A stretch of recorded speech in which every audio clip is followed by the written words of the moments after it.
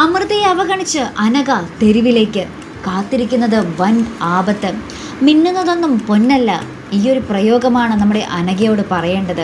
ഇന്നലെ കണ്ട ഒരുത്തിനോട് പ്രണയം തോന്നിയപ്പോൾ ഇത്ര നാളും തന്നെയും സഹോദരിമാരെയും ചിറകിൻ്റെ അടിയിൽ വെച്ച് സംരക്ഷിച്ച് വളർത്തിയ ചേച്ചി ഇപ്പോൾ അവർക്ക് കൊടും വില്ലെത്തി. ആജന്മ ശത്രുവായ കലാവതിയുടെയും അംബികയുടെയും വിഷവാക്കുകൾ വിശ്വസിച്ച് തങ്ങളുടെ ചേച്ചിയെ ഒറ്റപ്പെടുത്തുകയാണിപ്പോൾ ഈ 4 പേരും കൂടി ചെയ്തു കൂട്ടുന്നത്. പഞ്ചരത്നത്തിലെ ഇപ്പോഴത്തെ എല്ലാ പ്രശ്നങ്ങളുടെ പിന്നിൽ അനഘയാണ്. വിവേകിനെ സ്വന്തമാക്കാൻ അനഘ ഏതറ്റം വരെയും പോകും. പക്ഷേ അനഘ ഒരു കാര്യം ഓർക്കുന്നില്ല, വിവേക് ആരാണെന്നോ എവിടത്തെ ആളാണെന്നും. വിവേക് ശരിക്കും അനഘയ്ക്ക് ഇപ്പോഴും ഒരു അപരിചിതൻ തന്നെയാണ്. തീർത്തും ശൂന്യതയിൽ നിന്നും ഒരു കാമുകൻ.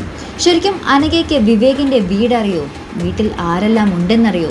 ജോലി എന്താണെന്നറിയോ? ഒന്നും അറിയില്ല. എന്നിട്ടാണ് അമൃതയ്ക്കെതിരെ വാചക കസരത്ത് നടത്തിയത്. ശരിക്കും അമൃത ചെയ്തതാണ് ശരി. ഇത് ഉൾക്കൊള്ളാനുള്ള ധാർമ്മിക ബോധം പ്രേമത്താൽ അന്ധയായിരിക്കുന്ന അനഘയ്ക്കില്ല. ചേച്ചിയെ വെല്ലുവിളിച്ച് ഇപ്പോൾ അനഘ സഹോദരിമാരോടൊപ്പം പ്ലാൻ ചെയ്യുന്നത് എല്ലാം ഉപേക്ഷിച്ച് തെരുവിലേക്ക് ഇറങ്ങാമെന്നാണ്. അമൃത അനഘ യുദ്ധം മുറുകുമ്പോൾ അപ്പുറത്ത് ശവം തീനികളായി വട്ടമിട്ട് പറകുന്ന കഴുകന്മാരുകളായ കലാവതിയും അംബികയും തങ്ങളുടെ പദ്ധതി വിജയിച്ചതിൻ്റെ സന്തോഷത്തിലാണ്.